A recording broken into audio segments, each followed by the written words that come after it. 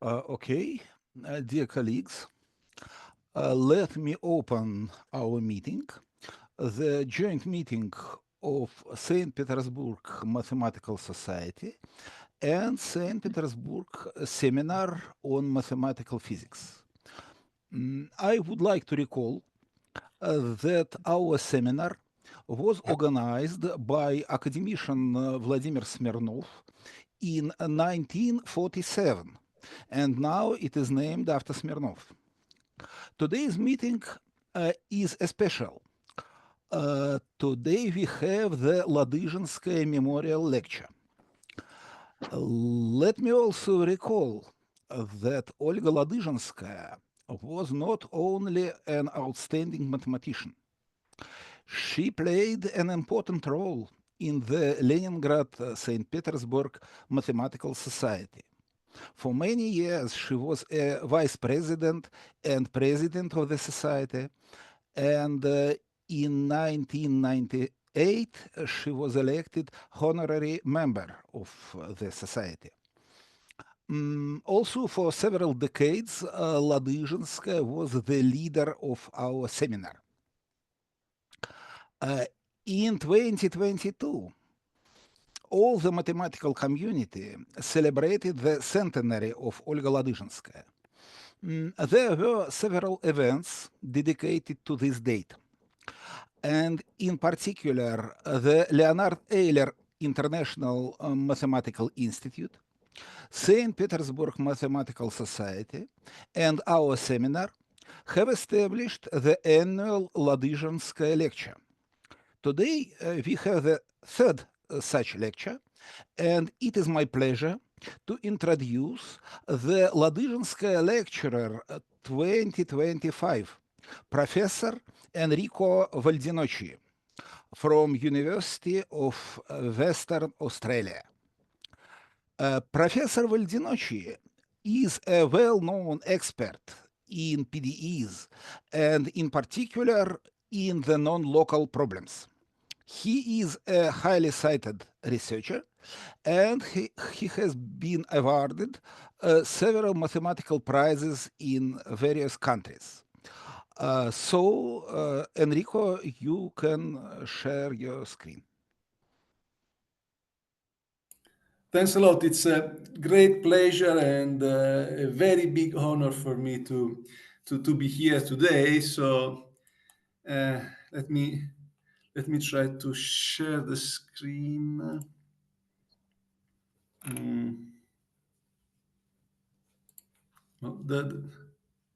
Can you hear me?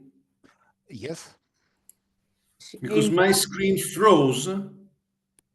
No, we can hear you and try to find green rectangular. No, I see the green rectangle, but it's like if the screen is frozen. Let me try to refresh. Okay. Okay.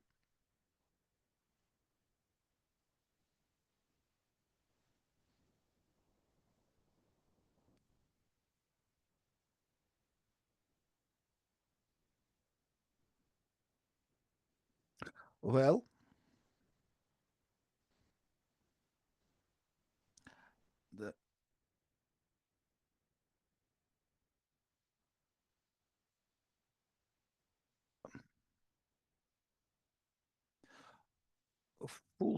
okay. Okay, now I think should work.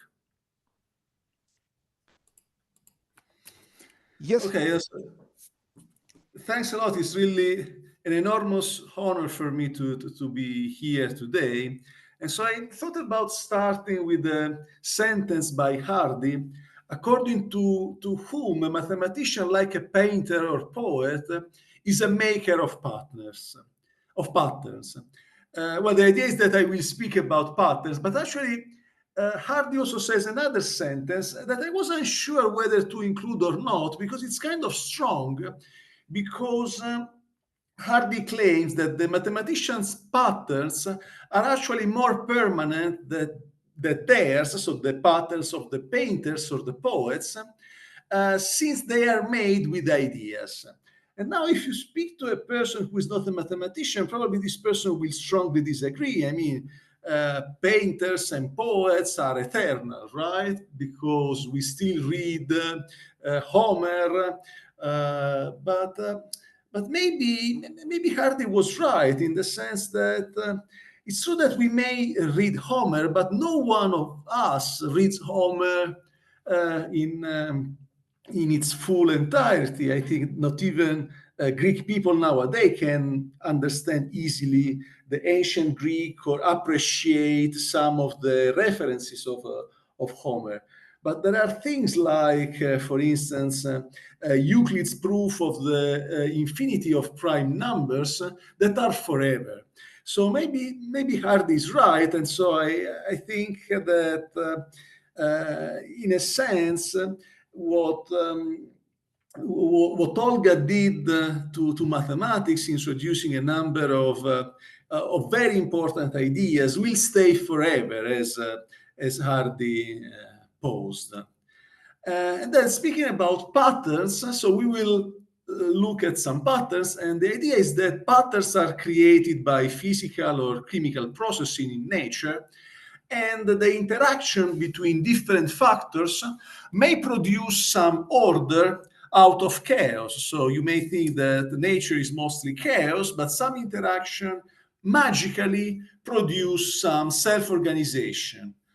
And of course, describing all patterns in nature is impossible, but I would like to talk about two particular patterns that emerge in phase coexistence models and the surface tension models. Well, the two models are very related one to another, but I would like to start with the phase transition, recalling one of the paramount contribution by Lev Landau.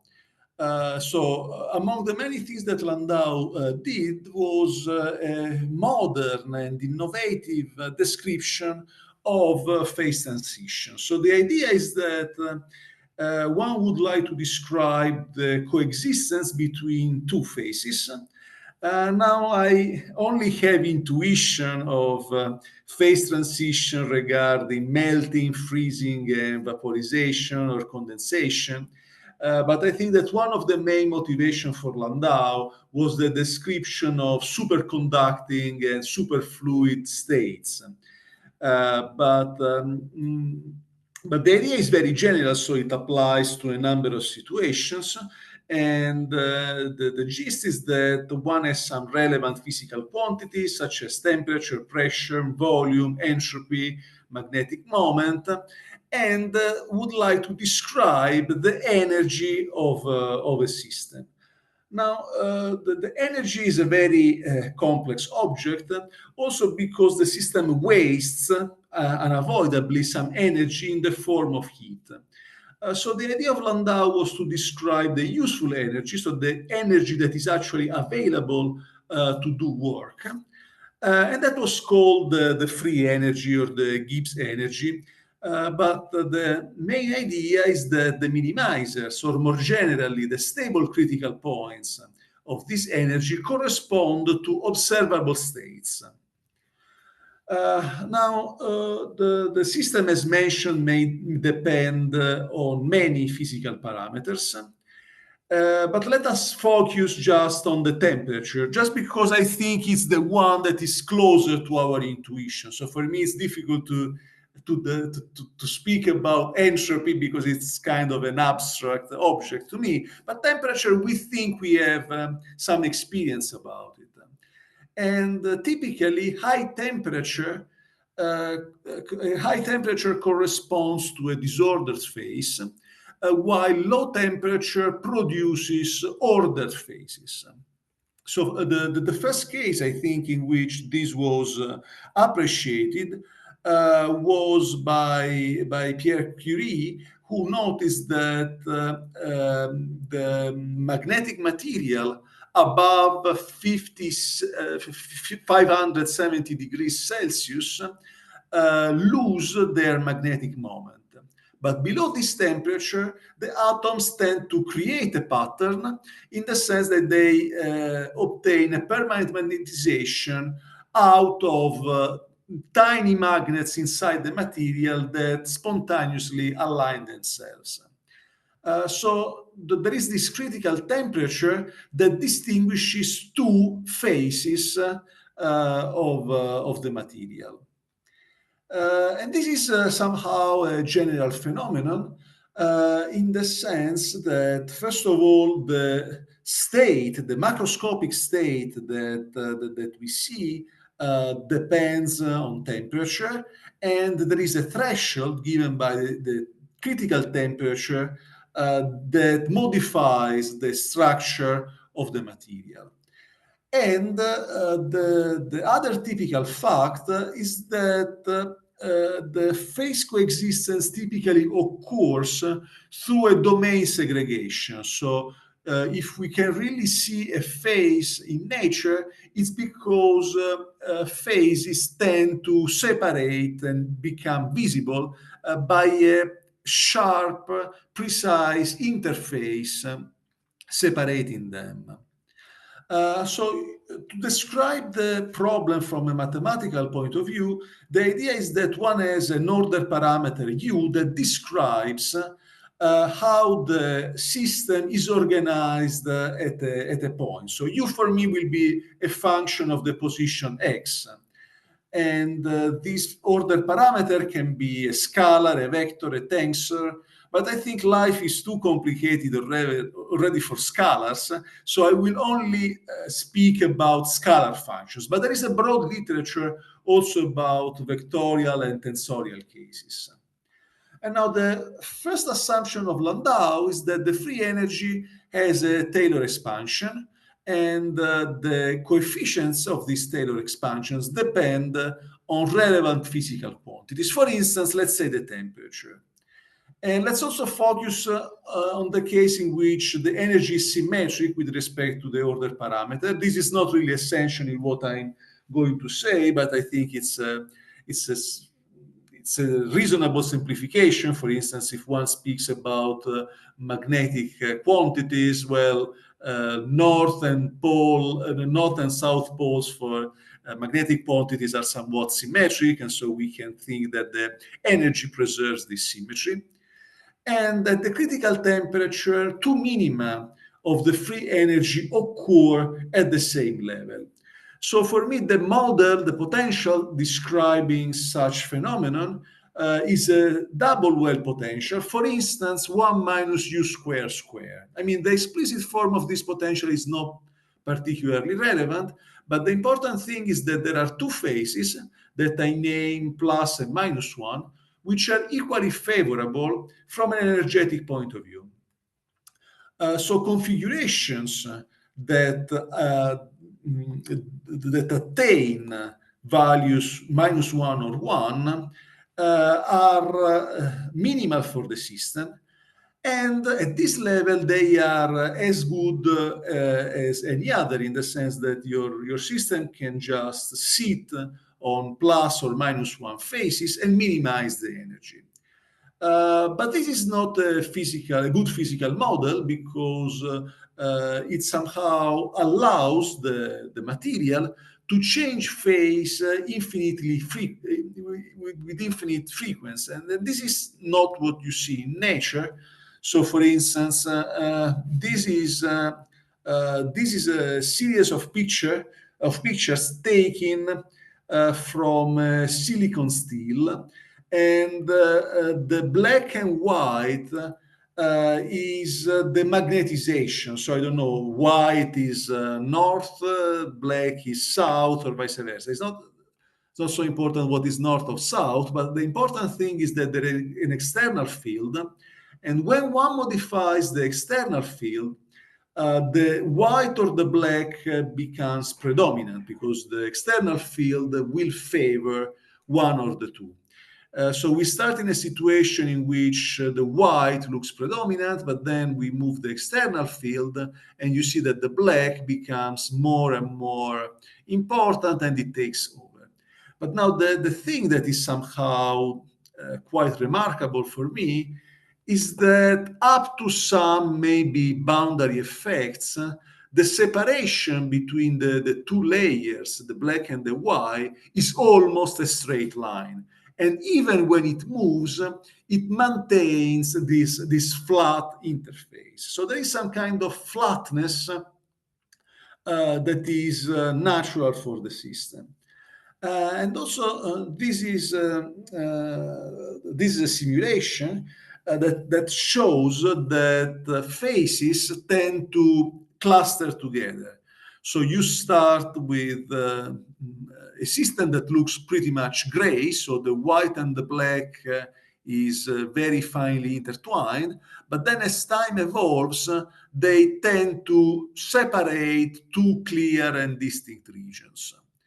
And so how to account for this phenomena?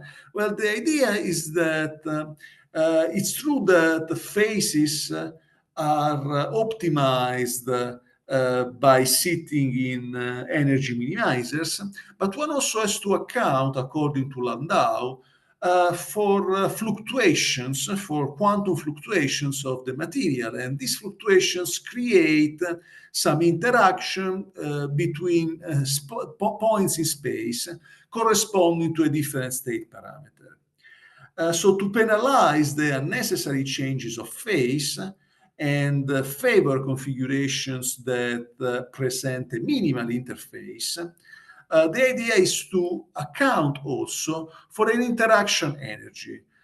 So in this formulation, we have a kernel K that we can suppose to start with to be symmetric under translations and rotations.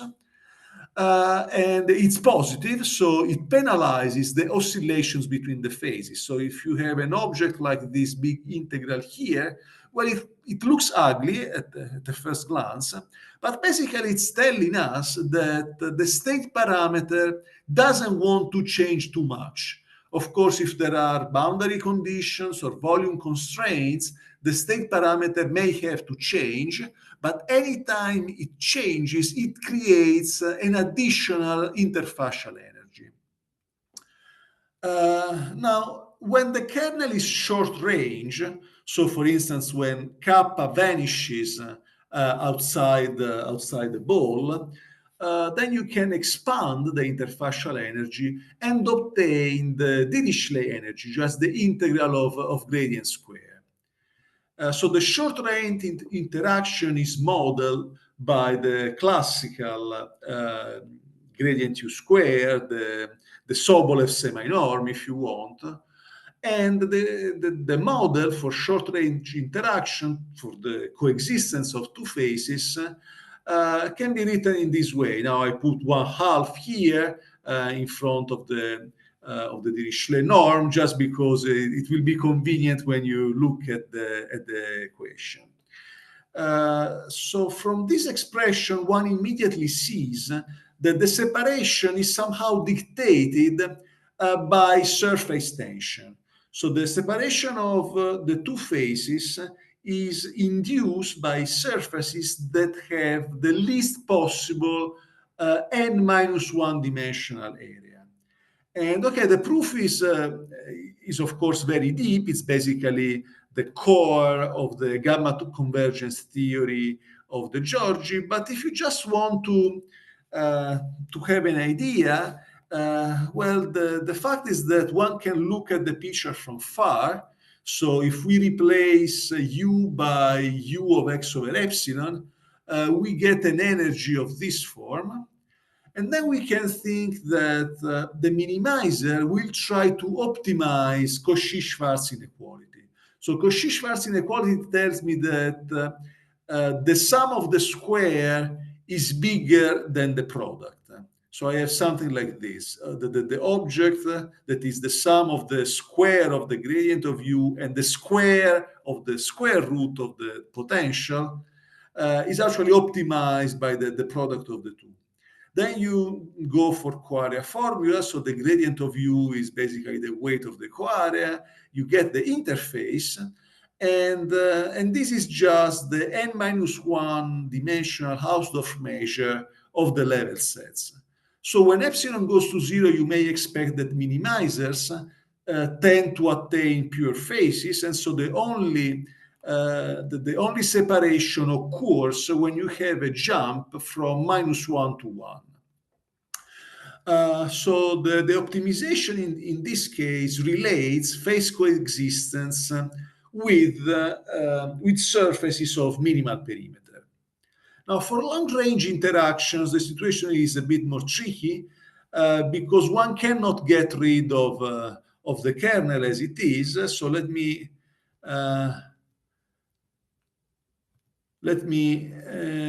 try to describe a special case for a particular kernel.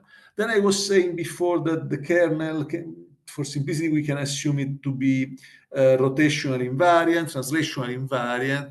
But let me also suppose that the kernel is positively homogeneous of some degree d. Now, this can be seen as a very restrictive assumption, but if you think that there is some scale invariance in your picture, that if you blow up, you see a pattern, well, it's actually a natural assumption to take. So the positive homogeneous power, D, to produce finite energy has to be constrained between two values. So I will say that D is of the form -n minus 2s, and S is between 0 and 1. Now, also for some reasons that you will see in a second, the patterns created by this interaction kernel are different when D is large, corresponding to small s, and S small for me will be S between 0 and 1/2, or for small d that corresponds to large S, that is S above 1/2 and 1. So when S is large, the pattern produced is the same as in the short range case, in the sense that it will be organized through the minimizers of the perimeter. But when S is below 1/2, the situation is different. And let me try to explain what the difference is. So when we speak about the perimeter functional, the idea is that the perimeter is actually averaging out a number of complicated forces. So what we see on a macroscopic scale is the average between all the cohesion and adhesion forces of a material. So for instance, if the blue object is water, well, the shape of the water is given by the fact that every molecule of water attracts each other. So when you are in the bulk of the region, for instance, this molecule here, well, this molecule here has pretty much the same number of molecules in any direction. So you can just average out all the forces here, and the net force will be null. However, when you are close to the surface, that's not the case. So for instance, this molecule here has much more molecules in one direction than another. And so it is attracted and tries to minimize, as a result, the interfacial energy. So the surface tension, as we know it macroscopically, is the average of all these cohesion forces. Now, the catch is that for many applications like thin layers, you would like to understand forces at a very microscopic scale. For instance, when you are close to the surface, but not quite at the surface. So you have these situations in which you cannot really average because you have not sufficiently many molecules in one direction to justify the average. So in that case, it is very difficult to give a precise description of the phenomenon. But then the prototypical case could be to consider a kernel as the one I was considering before. And so this idea of looking at point set interactions was widely used by Caffarelli, Roccioffre, and Savin to introduce what they named non-local minimal surfaces. So the idea is that, after all, the surface tension is an outcome of point interactions. So you take two disjoint sets, say x and y, and the interaction between x and y is just the integral of x times the integral in y of the kernel of x minus y. So the kernel measures the distance between the particles, and this is the total energy of this object. Well, as S converges to 1/2, the object that you gain in this form recovers the classical notion of perimeter.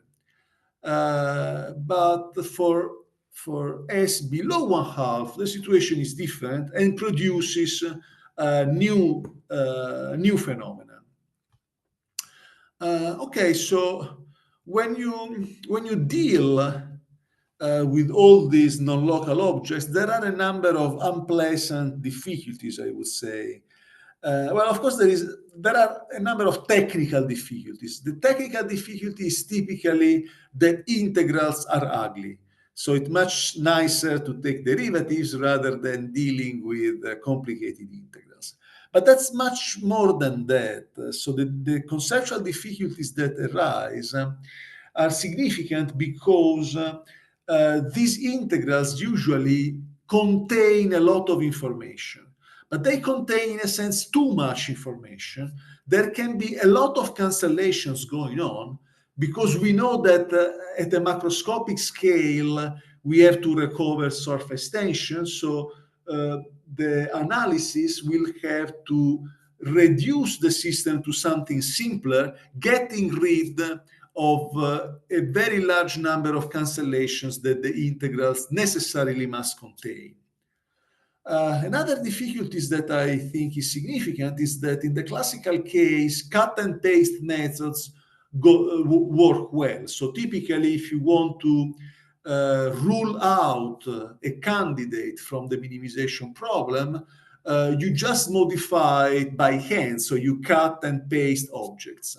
Now, when you do this in the non-local framework, well, every particle interacts with everything else, so you can try to do it, but then the computation will be significantly hard because one has to check all the possible interactions. And one thing that we will see in a second is that more complicated geometries may arise, and remote interactions, quite surprisingly, can produce significant effects. Among these effects, I think my favorite one, I'm very partial, but somehow the strangest phenomenon that I have seen in the non-local world was this that was discovered with Serena Di Piero and Ovidiu Savin, that regards the operator that is called the fractional Laplacian. Now, if you are familiar with the fractional Laplacian, you may not need to see this formula, but if not, you can just consider the fractional Laplacian as the natural outcome of the first variation of the energy associated to the interaction kernel. So I mentioned that for short-range kernels, the natural interaction is somehow related to the Dirichlet energy, whose first variation is the Laplacian. Well, for long-range kernels, the first variation is the fractional Laplacian. So it's somehow the most natural object that you can look at. And the striking phenomenon that arises in this situation that we discovered with Serena and Ovidiu is that all functions are locally S-harmonic up to a small error. So harmonic functions, classical harmonic functions, the functions that have zero Laplacian, are very rigid, because to have zero Laplacians, basically the second derivatives have to compensate. So they cannot develop interior maxima or minima. For S-harmonic functions, so for functions that annihilate the fractional Laplacian, that is not the case. So more precisely, given any function u, there exists a function u epsilon, which is S-harmonic in the ball of radius 1, and arbitrarily closed, so with norm ck less than epsilon, from the original function u. So if you want to see it in a picture, the picture is like this. So the red function is the function u that you are free to give me. And this function is not harmonic at all, because it has clearly an interior minimum. And you can also give me an admissible error, epsilon.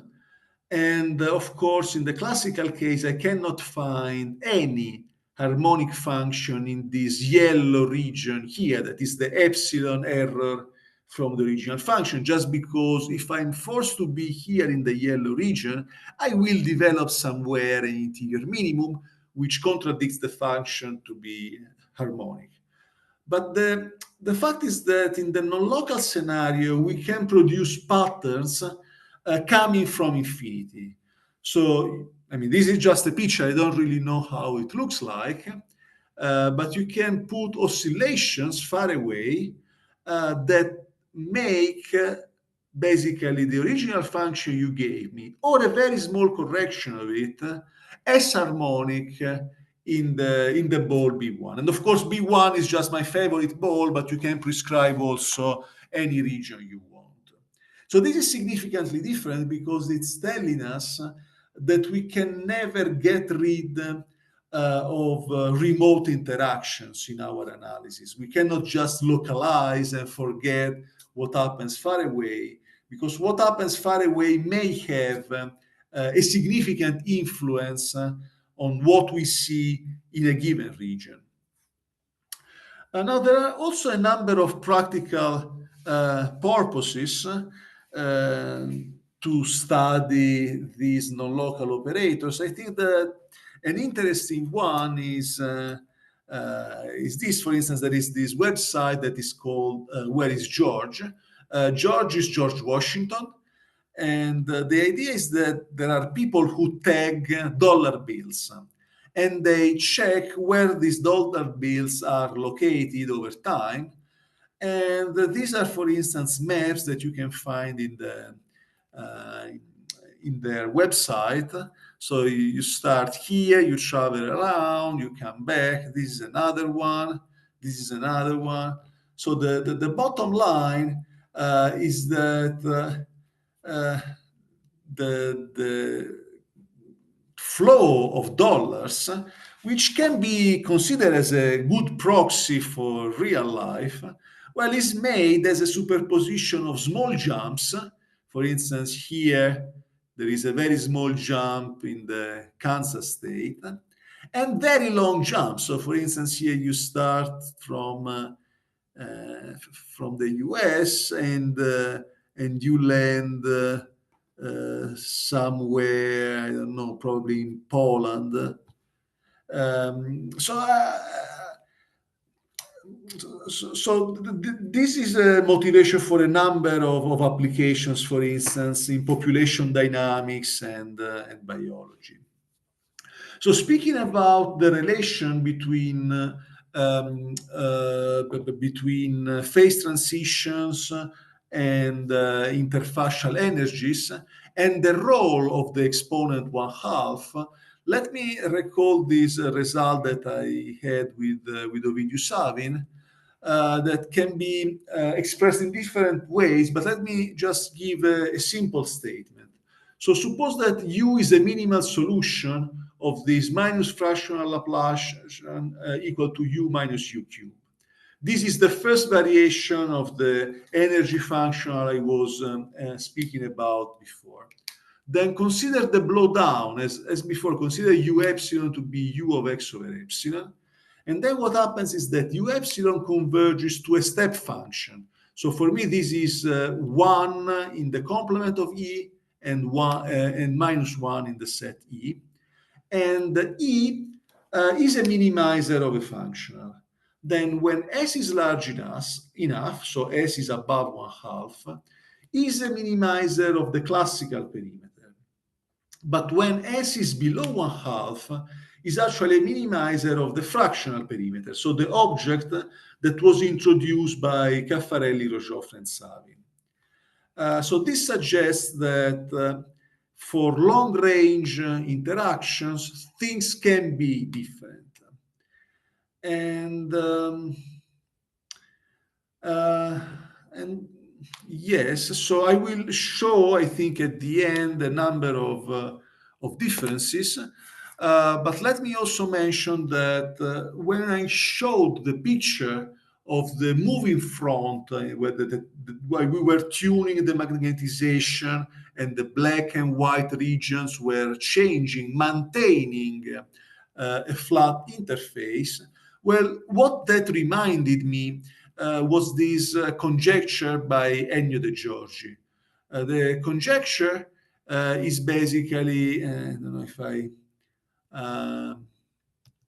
state it here. Okay, so the conjecture is that if you have a global solution of the Allen-Kahn equation, so of the equation related to phase transition in the classical case, which is monotone in one direction, then it is necessarily one-dimensional, so its level sets are completely flat, at least when n is less or equal than 8. And the conjecture is still open in its generality. It has been proven by Gossup, Bengui, Berestikhi, Caffarelli, Nirenberg, Ambrosio Cabré, Alberti, Ambrosio Cabré in dimension 2 and 3. It's known that in dimension 9 or higher, you have counterexamples. So there is a famous counterexample constructed by Del Pino, Kovacic, and Way. But it's still open in dimension 4 to 8. It's broadly open. One thing that you can say, however, that was proved by Ovidiu Savin is that if the profiles at infinity are 1 and minus 1, then the conjecture is true. So since we have a non-local counterpart of the phase coexistence model, a natural question is whether the fractional De Giorgi conjecture holds true. So whether or not the separation between phases, even for long-range interactions, happen to be somewhat flat. This is also kind of open. It was proved in dimension 2 when S was equal to 1/2 by Cabré and Sola Morales. Then for all ranges of S in dimension 2 by Yannick Cyr and myself, and by Cabré and Cyr. In dimension 3, S equal 1/2, and then for all S bigger than 1/2 by Cabré and Cinti. And in dimension 3, below 1/2, so somehow the long-range case by Serena Di Piero, Alberto Farina, and myself. And curiously, very curiously, there is also the case n equal 4, S equal 1/2, that was proved by Fialli and Serra. All the other cases are open.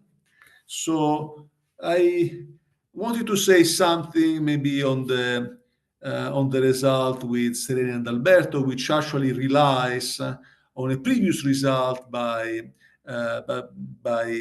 Serena, Joachim, and myself. But maybe I don't have much time.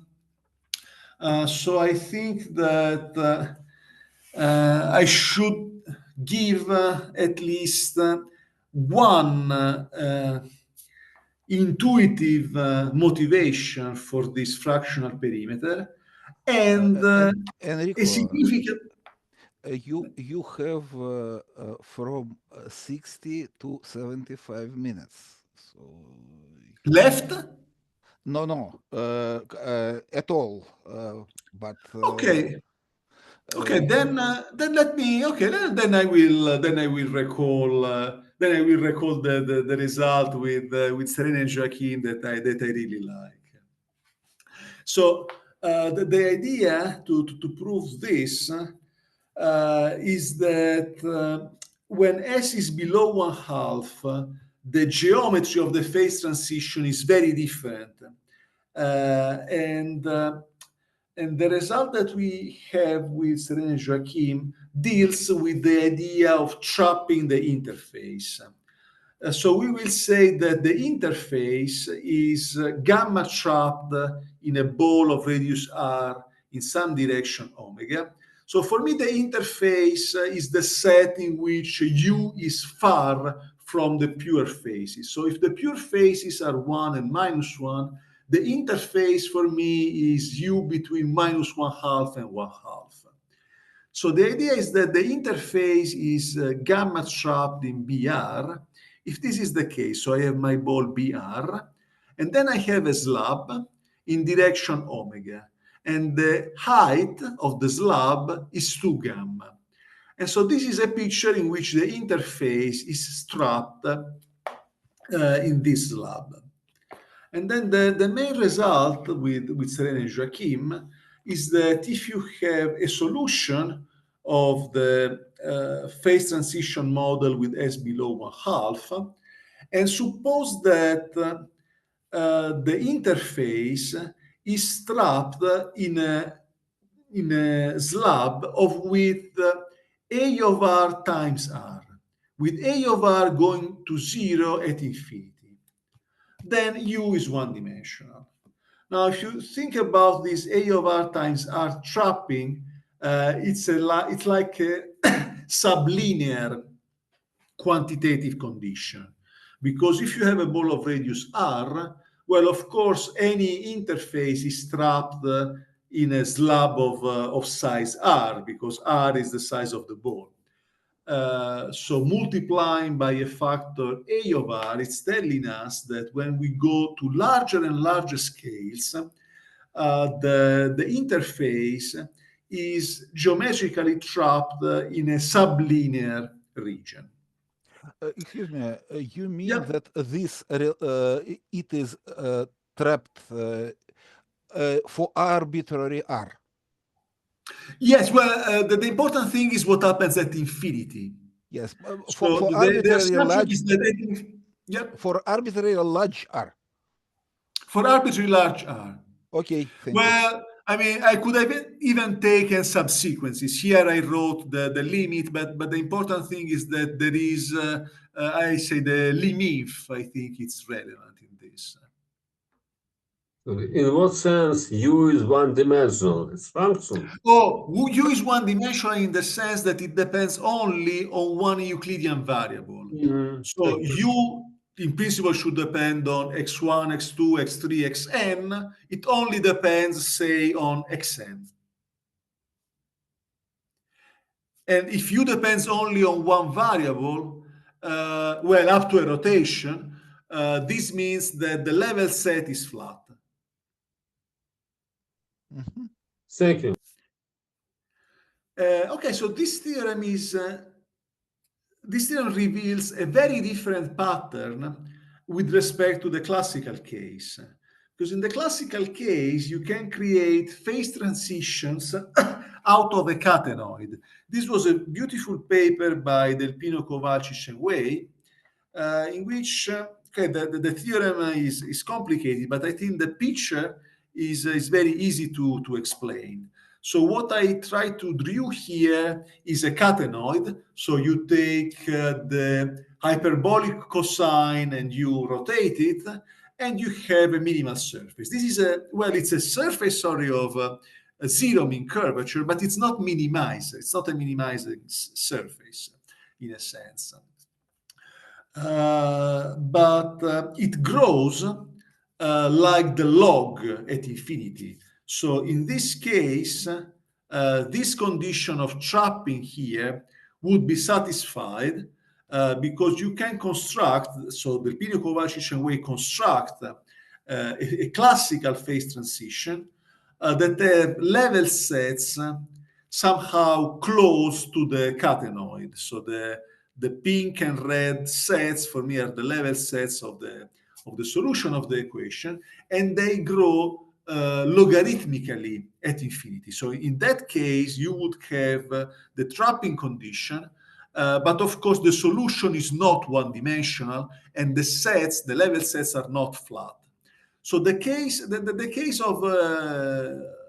the fractional world when S is below 1/2, so the long-range interaction, the genuinely non-local case, is significantly different, and in a sense it's more rigid. That's also what I was saying at some point, that you have these horrible integrals, and these horrible integrals actually carry more information than in the classical case. So in the classical case, you have less rigidity because you can produce patterns like this. But when S is small instead, the information coming from infinity, so the trapping from infinity, gets inside a local region and forces the solution to be one-dimensional, which I think is kind of an interesting thing from the conceptual point of view. So let's see, maybe you're still not convinced that the fractional perimeter is useful, but I think there is a simple example that may convince the skeptical. So the example is trivial. Okay, you have a square here, and you would like to know the perimeter of the square. So the square is of side 1, and of course you know that the perimeter is 4. But you want to do this with the computer, and the computer has a number of pixels, so I drew a grid of pixels here, and it's a very expensive screen, it's a very expensive computer, so the pixels are of size epsilon, so the resolution is very high. Now, the numerical error, however, is still significant and independent of epsilon, because if the computer is digitalizing the image using the pixels that touch the original square, then the perimeter that you get is just Pythagoras' theorem, is not 4, it's 4 square root of 2. So you get an error which is independent on the resolution, so independent on epsilon, and this is of course bad. But instead, if you look at the fractional perimeter, the error comes from the interaction of the modified pixels. So each modified pixel will have an error that is like epsilon to the 2 minus sigma. Sigma is equal to 2s in this. And so since there are 1 over epsilon little pixels that produce the error, the total error is 1 over epsilon times epsilon to the 2 minus sigma, so it's epsilon to the 1 minus sigma.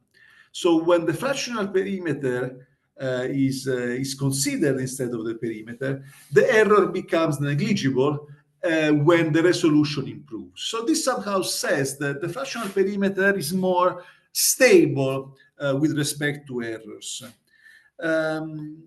So this also somehow justifies, to my mind, the difficulties, the technical difficulties in studying the perimeter function, right? Because at the beginning, when I was a kid, I thought, okay, the perimeter is something we study at elementary school.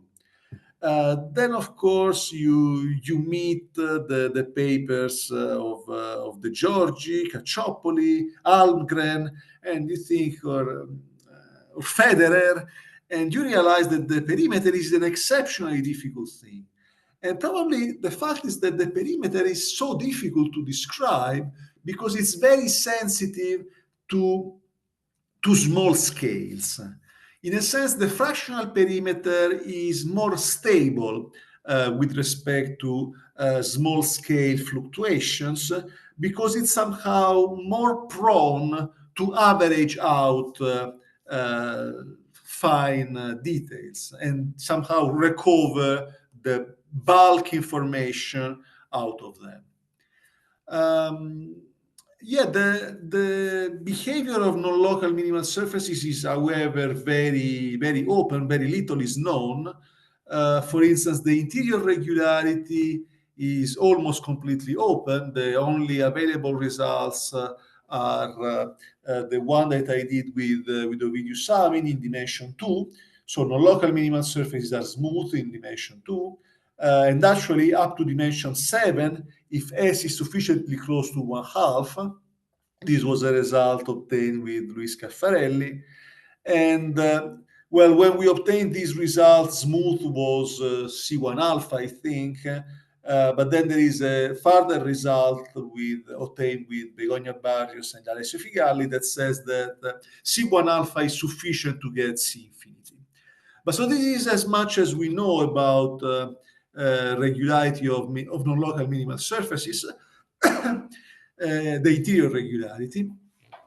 The boundary regularity is actually different, very different from the classical case. And again, the phenomenon is a bit complicated, but I think there are some obvious pictures that we can that we can draw and should hint at the right answer. So, according to Sherlock Holmes, we should never guess, but I think here it's kind of useful to guess what happens. So these are just pictures. The idea is that I'm prescribing the blue set outside the vertical slab. So I have the vertical slab minus 1, 1, and I have like a cone at infinity. And I want to guess what the minimal surface in the plane, the S minimal surface in the plane is. Well, of course, this was, I have to admit, my first guess, that you just get something that looks like a parabola. But you may have other shapes. For instance, you can get down and up, or create like a Lipschitz joint at the boundary, or be flat, or go behind, or go upstairs with the discontinuity. Now, if you think about all the first 5 possibilities are impossible. And the reason is because when you look at the first variation of the perimeter function, somehow you have a weighted average of the set. So if, for instance, in the first case, you sit here at the minimum, well, here at the minimum, you see more blue set than white set. And this contradicts the criticality of the set. And same for the second, if you sit at one of these minima, you see more blue than white. Here, for instance, if you take as your reference this diagonal, and you sit here at the boundary, you see again more blue than white. And so you realize that actually, once you rule out the first 5, well, by lack of creativity, the only possible solution is the 6th one, and it's actually the true solution in a sense. And the very uncommon thing, I would say, is the fact that you create a vertical discontinuity at the boundary. So this is what with Serena and Ovidiu called stickiness. The fact that in the non-local minimal surfaces, that the non-local minimal surfaces have a very strong tendency to produce boundary discontinuities, like if the surfaces wanted to stick at the boundary. So for instance, there is a very extreme case that is this. So I have my vertical slab, which is my reference domain. And the red part is the one that is prescribed outside. and I want to look, that is the green part, I want to look at the corresponding minimizer inside the slab. And now if outside the slab you have a flat region like a half plane, inside the slab you have the half plane. So this is intuitive and nice. But I suppose that outside you put an arbitrarily small perturbation. Now I know that this doesn't look small, but you have to think that this perturbation can be taken arbitrarily small, arbitrarily far from the domain. Then what happens is that the minimizer inside gets up and it produces a vertical jump at the boundary. And the phenomenon is generic. So either the S-minimal graph is boundary discontinuous itself, or there is an arbitrarily small perturbation of its axiom datum, which produces a boundary discontinuous S-minimal graph. And also the genericity of this phenomenon is based on a dichotomy. So either the S-minimal graphs are C1 alpha across the boundary, or they are discontinuous. So this is curious, right? Because we know that usually the differentiability implies continuity. But this is a case in which it goes the other way around. As soon as your minimizer is continuous through the boundary, it is actually differentiable and C1 alpha. This is also interesting because this dichotomy, this alternative, combined with the genericity, produces a butterfly effect. Because if you have a case in which you don't have stickiness, so you are continuous through the boundary, which actually means you are differentiable through the boundary, so the derivative is zero if, for instance, the external derivative is zero. But then you perturb it with an arbitrarily small perturbation, you do produce stickiness, so you do produce a discontinuity that can be seen as a vertical derivative. So the idea is that the slope of an S-minimal graph can be changed instantaneously from 0 to infinity by an arbitrarily small perturbation. Maybe to finish, I would like to recall this conjecture by Bortagaray, Lee, and Nocetto. So when we wrote the paper about stickiness, well, it was actually one of my papers that was more difficult to publish because I think the referees were not really consider it a serious paper because there were many pictures and many calculations, but the calculations were long and complicated, but motivated by the pictures. And all the pictures were drawn by hand, so they were somehow representing the theorems and inspiring the calculations, but they were not, I would say, they were realistic to me, maybe, but they were not produced by a simulation. Then when Riccardo Nocetto saw the paper, thought that it was a good idea to implement numerical simulations. So for instance, when I was showing, this is not a simulation, this is just a picture, okay?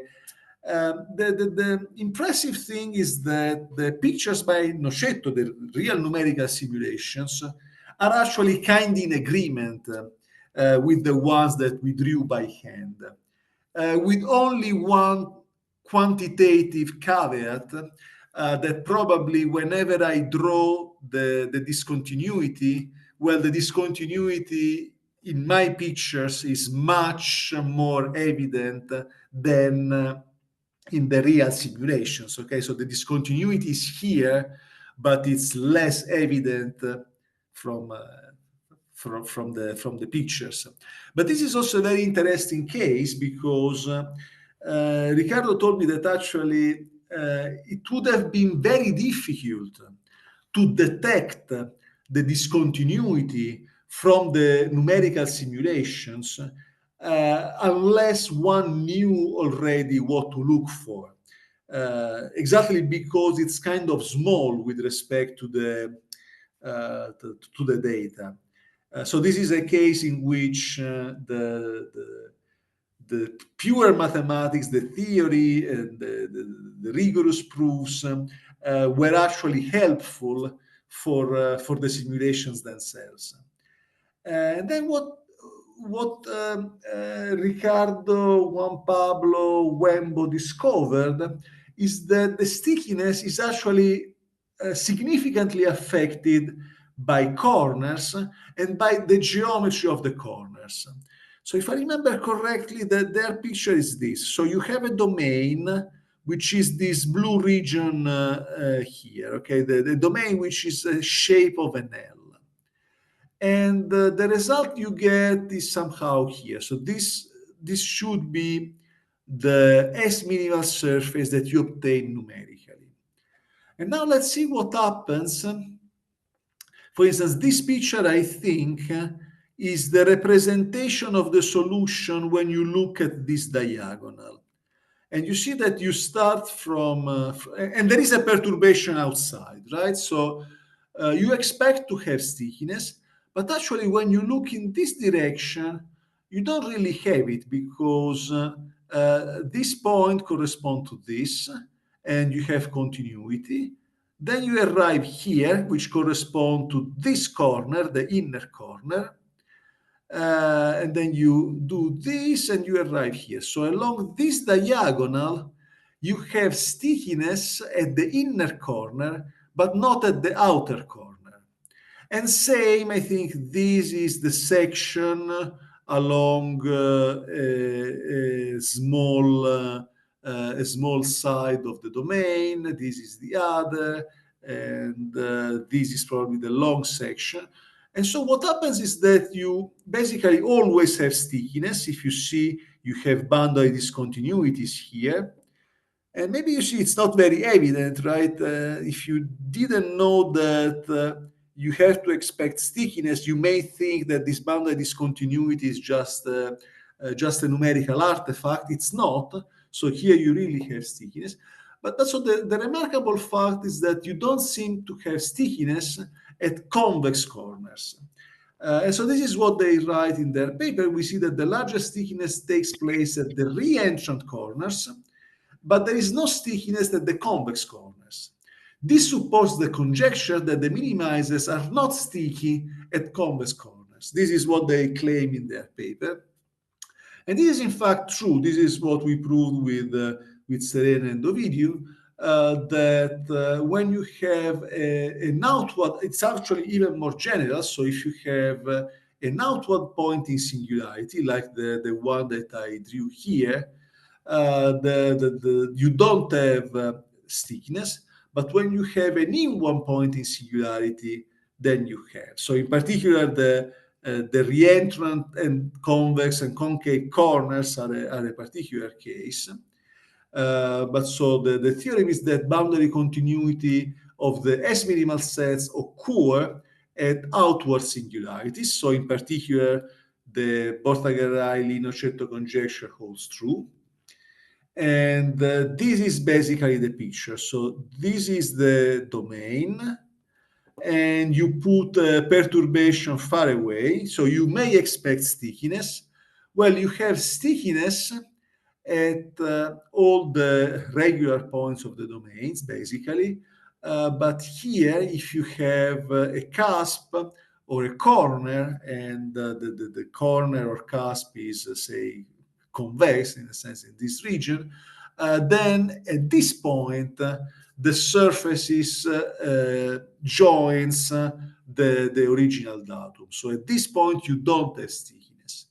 Instead, you have boundary discontinuities of S minimal sets at inward singularities. So if you have this reentrant corner or cusp, and you have a perturbation here, a very small perturbation is sufficient to create a boundary discontinuity, like in the picture. Well, again, these are just pictures drawn by hand, but it's basically the representation of the theorem. So I think my time is over. So I would like to thank you for your patience, your attention, and for everything, really. Thanks a lot. Great. Thank you very much. Let's thank our speaker. Please, comments or questions?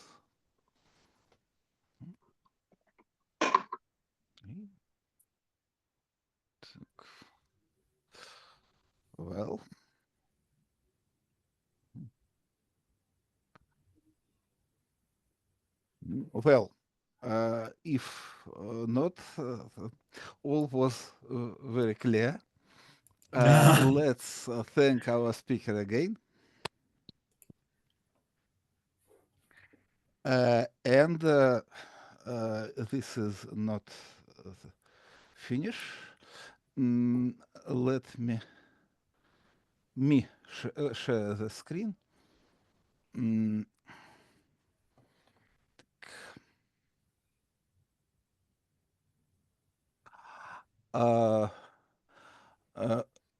Yeah, the Ладыженская lecturer is awarded with a diploma. We send you the electronic copy just after the seminar, and the hard copy will be sent you a bit later.